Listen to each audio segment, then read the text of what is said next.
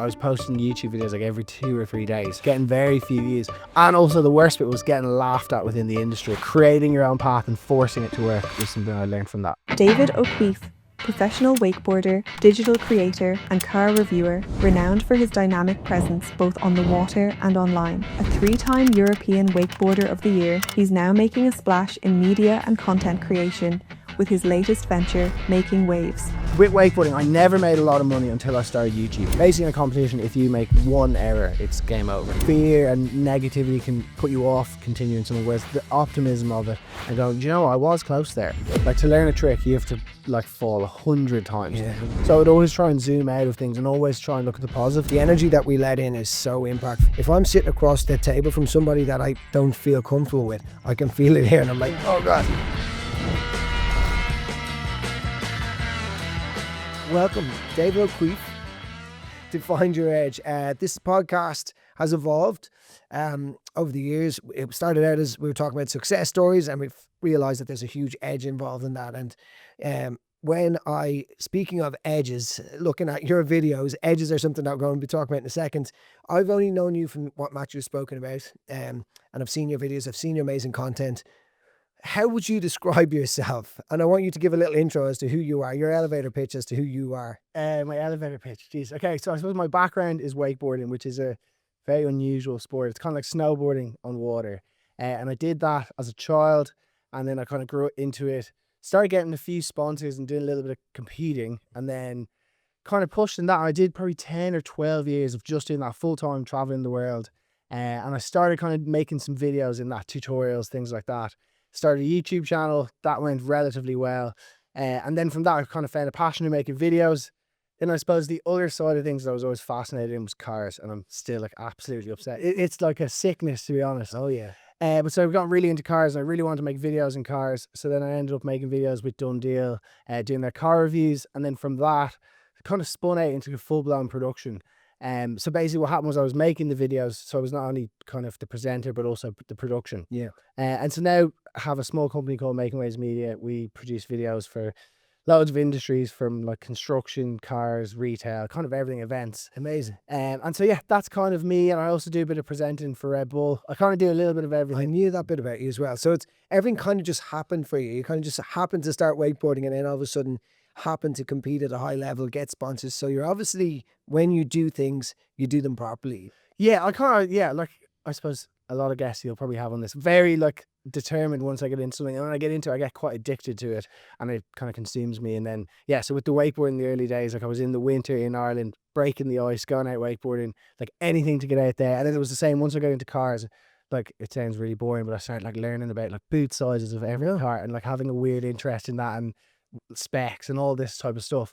And so whatever I kind of do, I just get really, really into it. Amazing. So let's go back to the wakeboarding piece first of all. I absolutely love wakeboarding, but I've only ever been able to do it in, on a holiday somewhere. I was fortunate enough to do it in New Jersey when I was there on holidays for a month or two. Absolutely loved it, and it's so addictive. But like, when did you decide you were going to take this serious? And that must have been a bit of a brave move, because we're talking about a number of years ago in Ireland where, like, who knows anybody that's a wakeboarder in Ireland. Yeah, there wasn't too many. Yeah. There was like a small group of us. So I was doing it relatively competitively, like traveling a good bit. And then I actually went, when I finished school, I went into university, into UCD, and it was a real struggle to balance the two of them, particularly with like UCD. They weren't brilliant at allowing me. Unfortunately, they're brilliant if you do a mainstream sport, but Yeah. a sport like that's so niche. They weren't amazingly supportive, and I ended up like, to go to a World Cup stop, I ended up like failing a whole module. Oh, no. And it was a silly thing. So anyway, I basically about halfway through the year, I was like, right, I actually really want to try this full time. My parents are a little bit traditional in terms of like, get a degree and all that. So I managed to basically negotiate with them that I could take 1 year out if I finished that year. And then that 1 year, we're like 12 years later, I still haven't gone back. But yeah, that was kind of the leap of faith, I suppose. Amazing. But it wasn't a cold turkey. Like I had a very small income within wakeboarding at the time. I was competing. It wasn't like a complete, 0 to nothing. It's nothing. I kind of was able to transition into it. Wow. So you took a leap of faith. At what age were you then? 19. 19, 20. I was going to say, amazing. But you were already getting a little bit of momentum. So that's always good. And it's nice, to have that based. If you're going to jump, you want to jump and know that at least you have a parachute if you need it there. Do when I speak to people like you, so many successful people in different walks of life have taken that big leap of faith and gone against the norm. Is that something that was just in your gut that you went, I just need to try this? This is an itch I have to scratch. Yeah, specifically, I was at this World Cup stop in Australia, and because I went there, I'd failed. It was actually Introduction to Arts, like the most spoofy like module you could ever fail. But I failed that as a result of going there. But then because I hadn't been training, like a lot of my friends who were just doing full-time wakeboarding, I ended up doing really badly in the competition. And I remember being on the bus to the airport and just being like, this is just so like I'm not doing either quite well. You know what I mean? So that was really the time where I was like, I have to do this now. This episode of Find Your Edge is brought to you by Hedgehogs vs. Foxes, a video production studio crafting bold, cinematic content for brands in lifestyle, corporate, events, and more. Visit us at hvf.ie to learn more. How do you train for wakeboarding? So is it just literally time in the water, or is there more to it? Yeah, it's fun. It's evolved because it was kind of like that surfery sport where back in the day everyone would be like, this kind of before my time, but would like be drinking and up to no good, and then like just doing it and whatever. And it's kind of now got a lot more professional. I was in a kind of a weird limbo period where we took training on the water quite seriously, but unless I was injured, I didn't really go to a gym or anything. Whereas now, like the young guns, they're in the gym like 2-3 days a week, like training, working specific muscles to kind of improve that 1% or even less than 1%. But at the end of the day, time in the water is the most valuable thing. Sure. And that 1% obviously is, when we speak with anyone at elite level in sport, to gain 1%, you'll do anything. You'll do those extra 3 days a week in the gym. You'll do the early nights. You'll do all that. And do you feel like you made any sacrifices that, big sacrifice at the time that you went, right, for me to achieve this? And I'm anyone who listens to this podcast will know what I talk about. If you want to achieve something, you kind of have to give something as well. And what sacrifice do you feel you made as a result, aside from your degree? Yeah, well, I didn't like, often in the moment they don't feel like sacrifices because I was quite tunnel visioned in what I wanted to do. But looking back, I probably missed a few of the typical things. Like I didn't go on a 6-year holiday. Pretty much any holiday from the age of about 12 or 13 till I was like 27 was based around wakeboarding. So I missed a few things like that, like nights out and things. But like I never felt like, oh, I'm missing this or missing that. It was kind of what I wanted to do was wakeboard, and like I would go wakeboard with my friends in Belfast, and then they'd be like fed up and have to go do their jobs. And then I'd go down to Cork or across the world or wherever it was. So I kind of always felt like it wasn't a sacrifice, but just what I wanted to do. Yeah, that's amazing at that age to be that confident in a decision that I don't mind missing the night out. I don't mind going against the norm.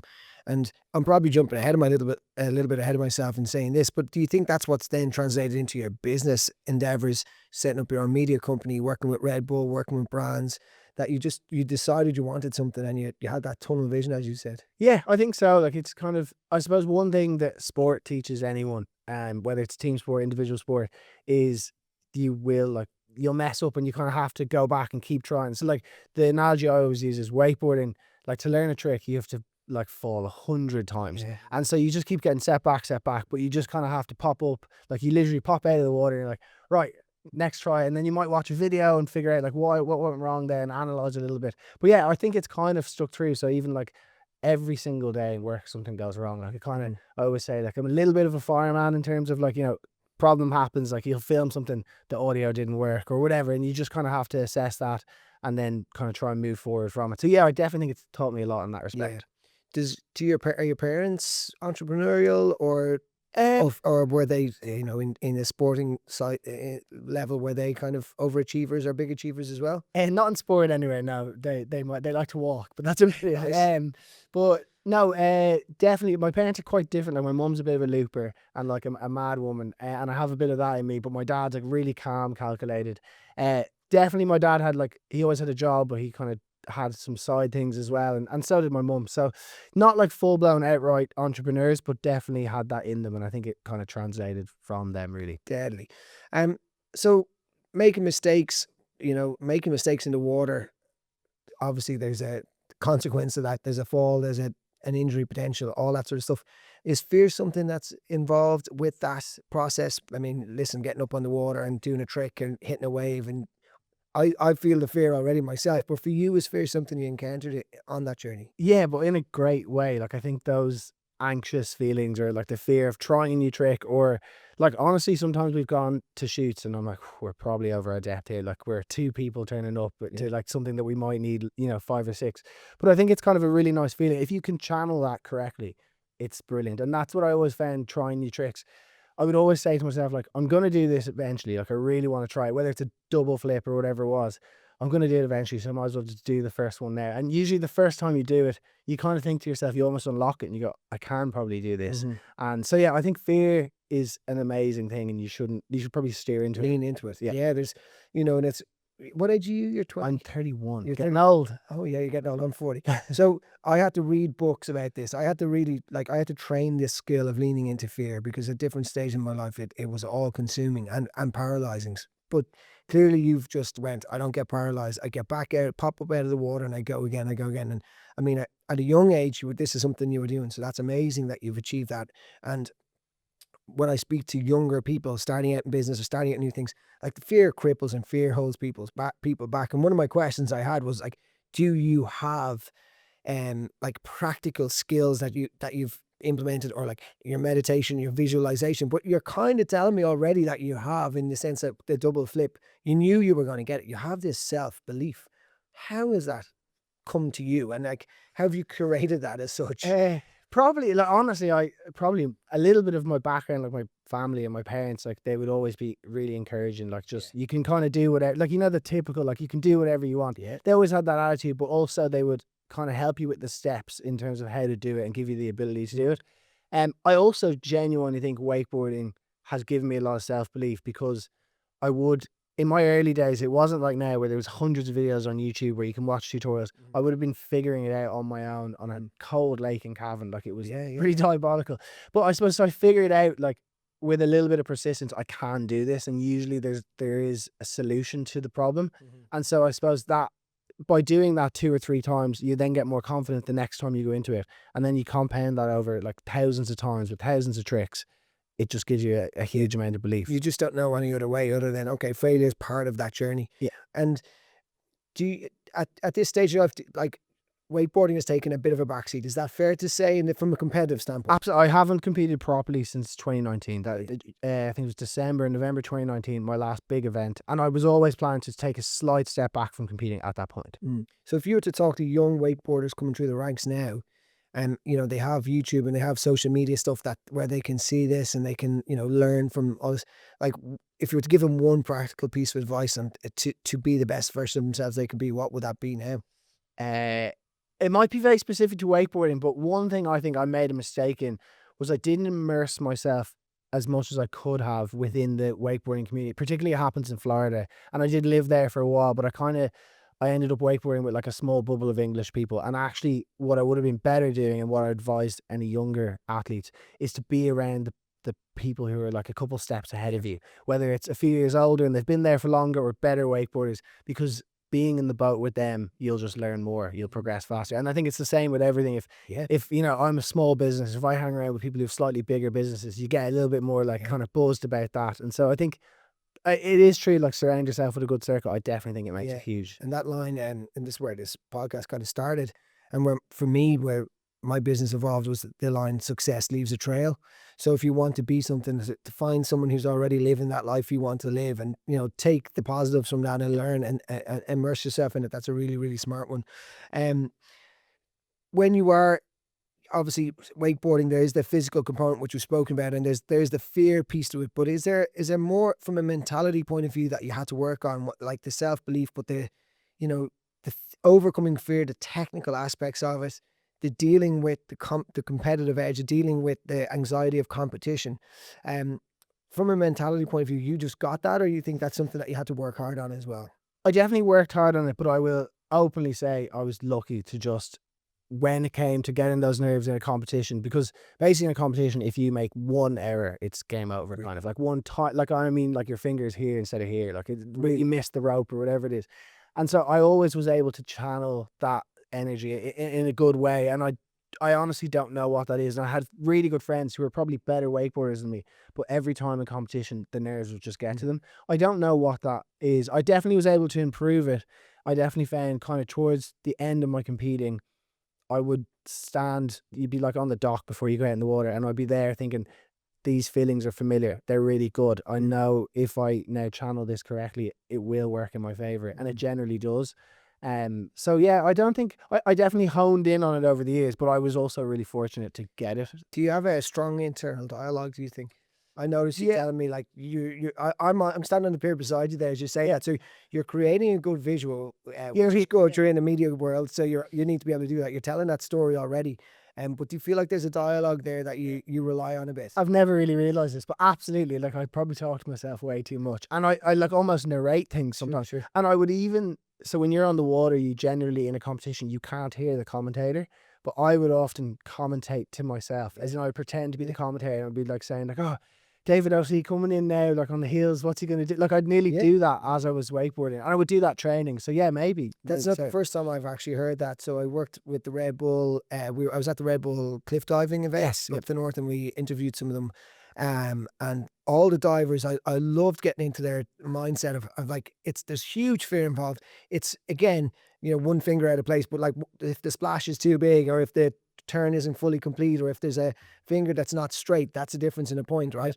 And some of them have it all written out on the board at home and how they want to do it, and there's nearly a mathematical side to it. And there's another girl, and she's like, "You'll see me standing here, and I'm like rolling, and I'm turning, and I'm flipping," and she's like, and I'm narrating it in my head. Yeah. And I love hearing this because I think the success stories and success leaves a trail translates into everything, and whether it's just for your own personal growth in a relationship, or as a parent, or in a business, or in a sport, like we grab onto something from all of these different things, and you narrate your business story and you narrate your life story. I think that's really, really a really interesting, really smart way of doing things.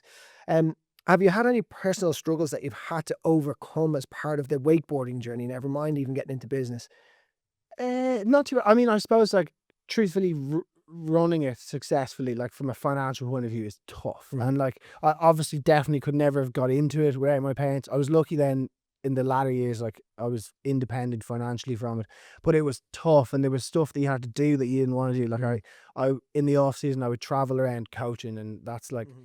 I really enjoyed it, to be completely honest, but at the same time it took a massive toll on like my ability to improve my own wakeboarding, because you're spending 8, 9, 10 hours in the sun as an Irish person in the boat, and I'm just burnt to a crisp. Yeah. I don't have energy to really push my own riding after that. So that was definitely a huge one. I didn't struggle too much with anything else, being honest. Like, I mean, I suppose, yeah, it was tough if at any point in that time when I was traveling a lot, like you couldn't have necessarily personal relationships too easily, or with not with any difficulty. So yeah, it was definitely that. But no, luckily I was quite fortunate. And now you're an entrepreneur by all accounts. You're a media owner, is that right to say? An MC, and you seem to constantly now you're on the hunt for new jobs, and it just sounds so creative, from the water straight to now the camera. Do you feel the personal struggles that you had to overcome, and the having to build that wakeboarding business side of it, do you think that's translated straight across into business in itself? 100%. You have to be resourceful with it. Also, you kind of need to kind of like cut your own path in it, if that makes sense. So like even with the car stuff, it was something that I tried to get into for a few years and had no luck, because there's no jobs on LinkedIn that's like, oh, car reviewer who films videos or whatever. I kind of had to create it, and I went to Dundee with the proposal. I went to other people beforehand and kind of got genuinely, one of them I got laughed out of the room. They're like, no way, this will, like, it's not worth it. Yeah. But then Dundee were brilliant. So I definitely kind of have that attitude of, with wakeboarding, I never made a lot of money until I started YouTube. And then all of a sudden I had some of the highest viewership, or I had the highest viewership by like 10x in the whole industry. And I wasn't doing anything special. It was just I was the only person doing YouTube at the time. And so then all of a sudden to brands, I was a lot more attractive, because it wasn't just about where I was finishing in contests and, my being geographically located in Orlando, because you have to be. It was all of a sudden I was, a value because I was selling boards. And then I had like a board with my name on it, and it sold out before they even built it. And that hadn't happened before. So I think, yeah, definitely, creating your own path and forcing it to work was something I learned from that. Unbelievable determination, man. It's an inspiring story to date. When with the YouTube thing, because look, I'm in a different world to you, but I've tried my hand at it, and if I'm being very honest, I've never followed through with social media, and I've never followed it, and it's probably lack of self-belief in it. And you know, do people want to listen to what I want to talk about? There's patience as well. Like I think Patience. patient, like their first year and a half was like, or 2 years, I was posting YouTube videos like every 2 or 3 days, getting very few views. And also the worst bit was getting laughed at within the industry. And like that all changed in the long term. But it was, patience was a big one, really.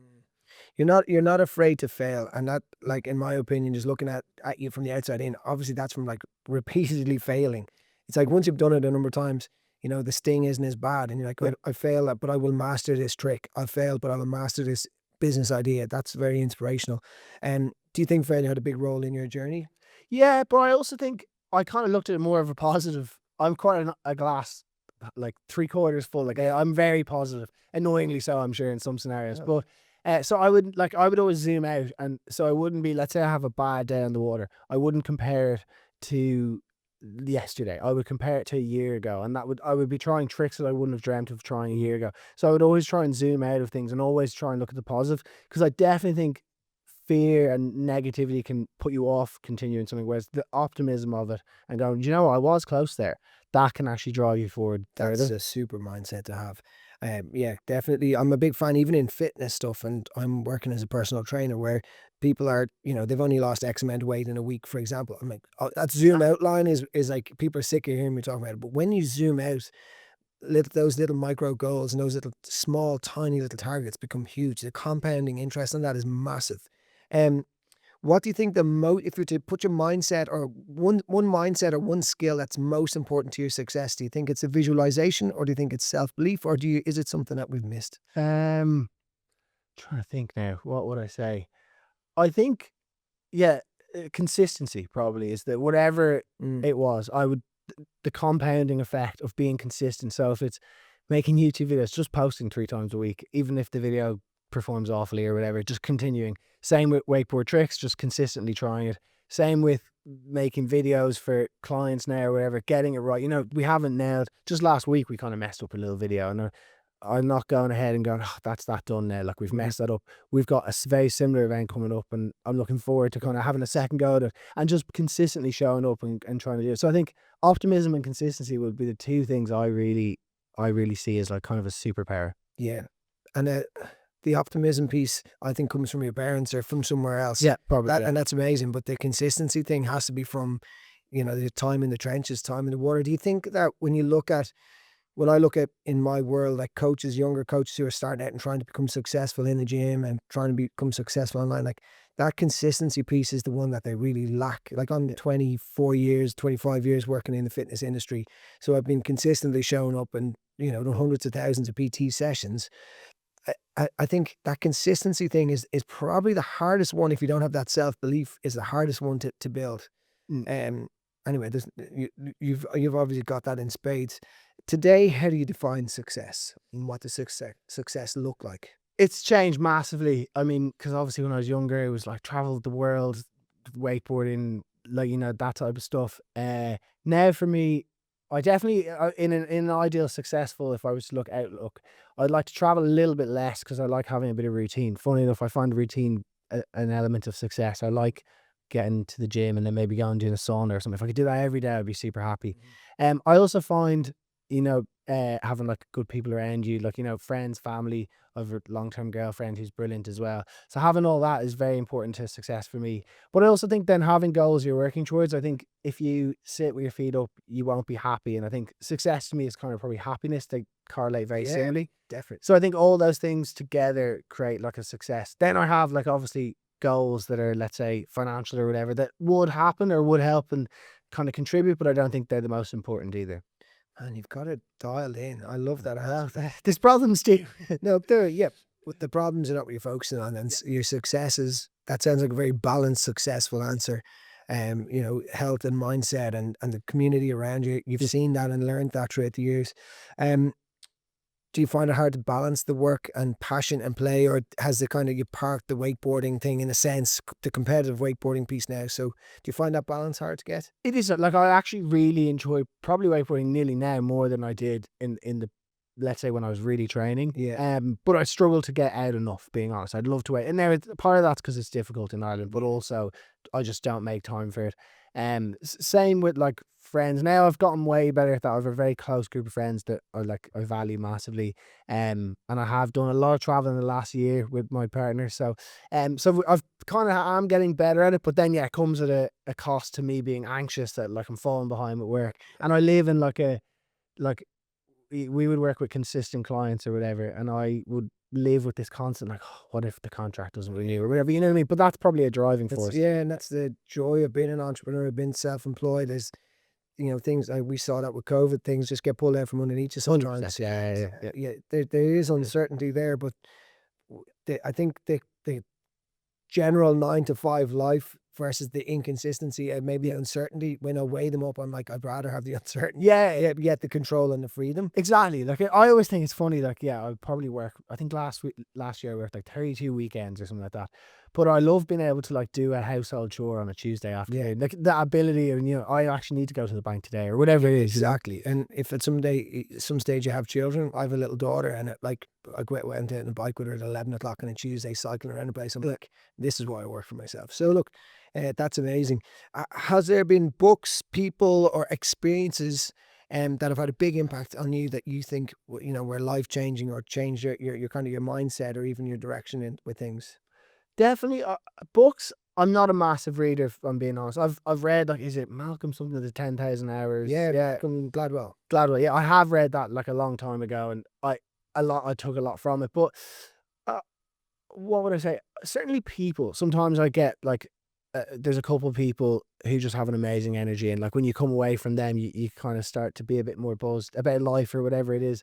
So I definitely find that. Also, even just watching other industries on like I follow some YouTubers, and I find them fascinating. Some of them are like really deep in the car world or whatever, and I'd be watching them, or I'd go to the video because of the car, and I might stay because of the person and how they actually are, their outlook, and so definitely I would struggle to pinpoint. I mean, I could name a few now, but no, nothing specifically. Just kind of really just trying to, particularly online, there's such a negativity out there, and I just completely steer away. Like my TikTok feed is all just positive. Like there's no, I don't see any negativity on TikTok, let's say, because I just follow people or don't look at it. Yeah, just don't let it in. Scroll on. Yeah, and I think the energies that we let in around us. You've mentioned that community when you were wakeboarding and in the States and stuff. The energy that we let in is so impactful. And for me, if I'm sitting across from the table from somebody that I don't feel comfortable with, I can feel it here, and I'm like, oh God. Yeah. I remember someone telling me this years ago that like if they sit down to have a meal with someone on a big business decision and I don't feel comfortable eating, they won't do business with them. Yeah, it's fair. Like, if you think about it on a primal state, if we're eating, we're protecting our food and we're in a vulnerable state. And if you're sitting beside someone and you don't feel comfortable, it's very interesting. Yeah. But I think it's something there's something to take from that. So the Red Bull MC piece, how did that come about? Is that just something that again evolved from being in those circles, and then you started, people went, this guy's a nice voice, let's get him in front of a microphone, or what happened there? So I'm going to say the best thing I ever did in life was starting a YouTube channel, because so much opportunity has come from it. And I don't, like, my YouTube channel's still there, I still upload, not as frequently as I once did, but so much opportunity has come from that subsequently. And one of the big ones was one day I got a Facebook DM from someone who at the time was essentially at the high end of the Red Bull cliff diving world. Amazing. And they were looking for a new, it was kind of like a social media host and then live reporter.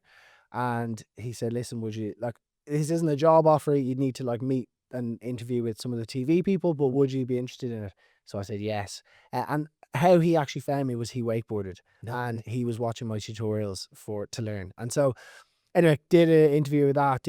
I think I did 3 events as a kind of a test, and then it went really well, and I've been kind of doing it since. So that's like 7 years ago now. They're a brilliant brand. As I said, I've done some work with them in the past, and I absolutely love Red Bull. I think they've done so much for in every sporting industry and sector in a lot of ways, but like specifically like the cliff diving and obviously obstacle course racing, high rocks. Now they're getting involved in everything like that. Working with brands like Red Bull, has that opened even more doors again for you then? Like the credibility that comes with it. Like, I hate saying it, but it is a little bit of a leverage point, because often, let's say, smaller Irish brands that might still be quite big, and they might be a little bit apprehensive because we're not a big agency that has been established for years. We're kind of a smaller production company. but then having that, oh, they do stuff with with Red Bull, or they do stuff with, you know, all these other brands. It does bring a lot of credibility. It's interesting, that association. It's like you said, be around, immerse yourself in the communities and being around the brands. It's like the same narrative and the same story is just translating into, from wakeboarding through to business and your own personal and business growth. It's success leaving a trail, and I think that's huge. Have you tried have you dived off any of those boards yet? I haven't gone. So I've done, what did I do? I could butcher this, but I think I've done like 14 meters, which is No, tight. 14 meters is the big. Scary, yeah. But they're 21 for the women and 27 for the men. Yeah. I haven't. I'm actually, apparently I'm not allowed to dive off the 21. Not insured. Like, insured, yeah. Honestly, I'm quite okay with You're it. quite very okay with it. We were standing on the pier looking at them jumping off it in Ballycastle, and I was like, I don't want to jump off the pier into the water. Never mind off those Yeah. boards. Those guys are crazy. But again, like, being around them is infectious. They've got this great energy. They're so, first of all, they're amazing athletes. Like, their mobility and how their body awareness. Obviously, for your sport, that must be something that's extremely important as well. But they blew me away at how amazing they were and how chill they were about it, because they're like hitting the water at, I don't know what speed it is, but it's pretty fast. Yeah, no, I think is it 70 kilometers? Yeah, I should actually know this, but yeah, and you're right. Like, hanging around them, you go to like a weekend at an event, and then you kind of come home and you're just like, that was, you know, that was class. Yeah, It was a sport that I didn't follow, and now I'm like quite invested. Like, yeah. when I'm watching that last round, and particularly towards the end of the season when there's big changes happening, it's quite exciting to watch, you know what I mean? So it has been amazing, and like you say, you just come home because some of them are both great athletes, but their mindset is incredible, and that, Yeah, and like I was fortunate enough to interview a few of them, and they're different attitudes, but like they all have just different approaches. And straight away, I'm taking pieces from that, from my own training or from my own business stuff, from my own. Do you ever have bad days? Do you ever have low days? 100%. Like, I have low weeks sometimes. Like, sometimes you just get, like, you just keep getting kicked. Do you know what I mean? Like, and it just, it might be our fault, it might be someone else's fault, but like, at the end of the day, yeah, all the time. Like, I would say probably have like nearly 60% bad days, probably. But generally the good outweigh the bad. Yeah, and what do you call on a day like that? Like, is it a case that you like just put the head down and get through this, or is it a case that you like, I need to listen to a podcast, I need to be around someone else, or is it? Do you have anything you call on, or everything? Bit of everything. Probably in an unhealthy way. Like, probably eat bad food can be a bad one. In a more positive way, like, I've gotten really into, probably for the last 3 years now, like, steam room or sauna and cold plunge, and I like. That is, I do it in the gym, and sometimes I skip the gym, just go straight to it. And that would be a bad There's day. a lot of people doing that. But what's brilliant about it is, like, in my gym, you can't bring your phone in, you can't bring it, so it's a complete switch off for half an hour, and I find that, like, amazing. It's probably one of the biggest things that I like. When I have a house, my dream is to have that set up at home. Yeah. So your YouTube, your TikTok, your Instagram, you're connected a lot. So disconnecting, do you find that hard, or do you actually want to do more of it? But do you find it hard to disconnect, or do you like disconnect? I've gotten better in the evenings at doing it. To be honest, I'm quite an early riser, and I'm like go from the start. But come like even 6 p.m, I start like fading. Yeah. So yeah, I try now, like, kind of from like maybe after dinner, just as much as I can disconnecting, which has helped a lot. Yeah, because I think it's not good to always be on and always scrolling and stuff like that. Big time. I agree with that 100%.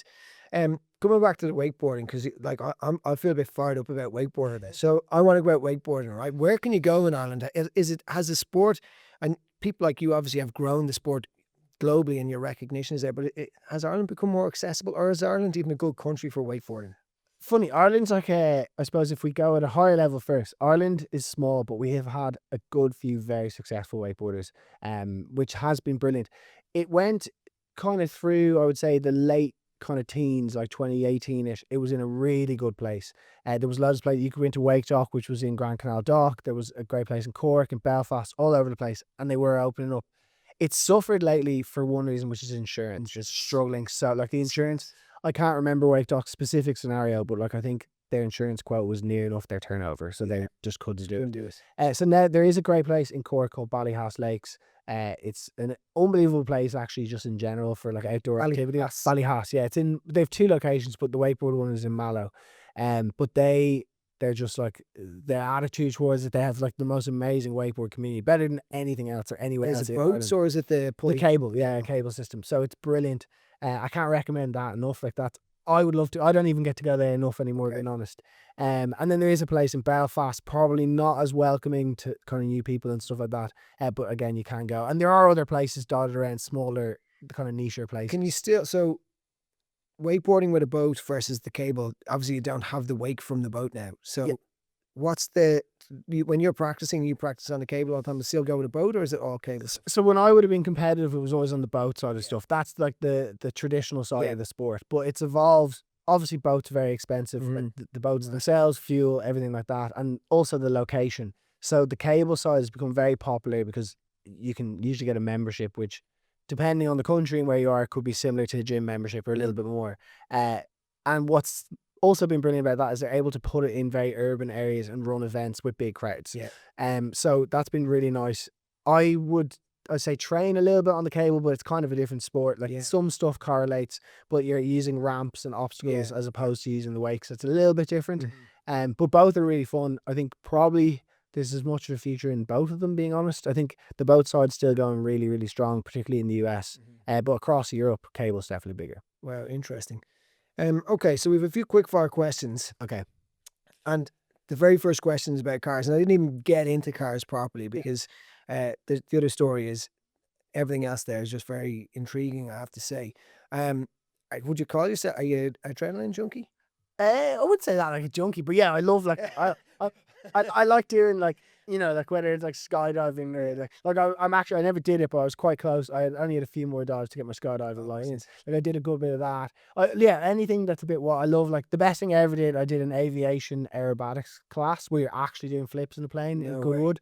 The best thing I ever did. So yeah, I love all that type of stuff. I've Really, done a couple of tandem parachute jumps and loved it, but I was happy to know that I wasn't the one responsible for pulling the cable. Okay, so here we go. What's the worst car name you've ever heard? Oh, I'm gonna say, unfortunately, it was the Aura Funky Cat, which was a Chinese brand that unfortunately came to Ireland, and unlike a lot of other Chinese brands that have done well, they haven't performed too well. Oh, no way. So Aura Funky Cat. If you could MC any sport event in history, which one would it be and why? I would love to do like a wakeboard on a mass level because I just think it is my sport. It's something I know the most about. So yeah, I would say that in a big city, big crowd, 80,000 people would be insane. It's wakeboarding. Is it like a visual sport in that sense, or is a lot, like on the boats, is a lot of it happening out of way that you can't see? That's why the boat, funny enough, it wouldn't be boat because boat is hard to spectate. Yeah. You could fit a small, into like a football pitch, you could fit a wake park in, Yeah. and that would be very visual. Sounds like you put a bit of thought into this. What is your MC sign out? Oh, I don't know. I don't really have one. Like, yeah, I think I'd usually just be like, back to the studio or back to you guys or whoever it is. Yeah. Okay. What's the first thing you do when you wake up? I would drink a coffee immediately. Water and coffee straight away. Okay. Favorite wakeboarding trick of all time? It's not crazy hard, but it was just like what's called like a backside 180. Not a hard trick, just really enjoyable to do. Backside 180. So Okay. but yeah, you basically like You're do on a the jump backside. and then you turn backwards and you land. The whole thing is it would also be called a blind 180, so you can't see your landing. Just so nice. You land with the rope behind your back. Ah, nice. What is the weirdest DM you've ever received from a fan? I haven't had too many. Actually, no, that's a complete lie. I had this stalker lady from the States. Oh, she blew up the phone constantly and she was making fake accounts. It was pretty crazy. Do you know if the roles had been reversed, like she would have been put in prison? Really? If she was like an older man and I was a 19-year-old girl, like it was fairly deranged. So I got some fairly nude pics from her and stuff. And she was in her like 60s, which, yeah. No comment. If you had to compete in a sport other than wakeboarding, what would it be? Motor sport, definitely, 100%. Yeah. Is it specific? Specifically, I'd love to do drifting, but I don't think I'm good enough at it. So maybe I'd say something a bit more grip focused. But yeah, maybe drifting would be my dream. Yeah. Like you actually practice drifting now? Or I don't, not properly. No, I do have a track car though, but I would do grip days, so there's no. You drift. race a track car? You Don't race, just track days. No way. Yeah. But what type of car? Nissan 350Z. Oh, lovely. Yeah, So nice. love it. Yeah. So it's Because there's Red Bull drifting as well, isn't there? absolutely yeah. So I'd love to do it. It's very expensive to get into Of it. course, anything. Engine, but it's hard. Like it's like it's Really? yeah. As in skillful. skillful. Yeah, I can do a little bit, but not. What's your worst wipeout story? Worst one would have been. There's a video of it actually somewhere. I don't know where. It was on a trick called a whirly 5, and basically you're doing like a flip with the 540-degree spin, but I went probably 580 degrees or 590 degrees, and I went. The problem was the ropes behind my back, and I got like fully whiplashed. But it was just awful, and I felt that pain. I think for a Have you had any bad injuries? touch wood. Now I've had a little bit of tendon issues, and then the worst one I've kind of still suffer from a little bit is bad sciatica. Yes. But other than that, I've been touch wood quite good. Like, because when you hit the water, you hit it hard. So if you had concussions or Yeah, anything, been knocked out a couple of times. Okay. But yeah, not too bad. I've like split open helmets. Like, yeah, absolutely. But they tend to just be like a hit, and then you're okay a few days later. what's the most ridiculous sponsorship offer you've ever gotten? There was a small brand.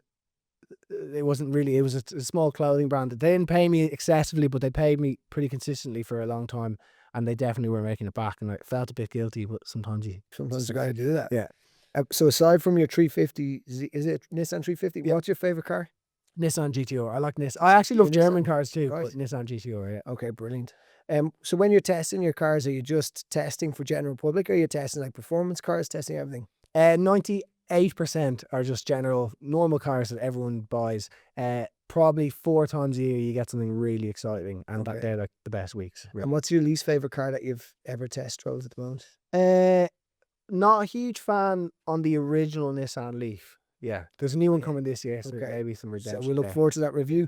So, David, final little pieces for people who are interested to hear more about your journey and what you're doing. How can they follow you? What's the channels of choice? Yeah, I mean, my own personal one is just David OC on Instagram, I suppose, or on YouTube as well. But also then, like, if they're interested in car stuff, there's Done Deal. This year, I think I'm going to try and incorporate a little bit more of the business stuff on my personal channel. It's traditionally just been wakeboarding. And then, yeah, but that's, we also have like Making Waves media accounts, but that's just kind of pushing the work that we're making, if that Yeah, makes well, sense. maybe more than someone wants to work with you after hearing your story. Listen, I have been, I've really enjoyed this, I have to say, and as I'm sitting here, which as I said, I'm getting inspired. I want to get back out on a wakeboard or do something. Maybe I'll go out wakeboarding with you someday. Absolutely, you're more than welcome. I'd love that. That'd be one for the books. I think I kind of go in straight lines and do little jumps, and that's about as far as I go. We'll get you down over a little ramp or something. Yeah, I love it. David, listen, thank you so much for giving up your Sunday to come in and chat to me today. There could be a round 2 to this talk, if I'm being honest. Love to. Thank you so much for your time.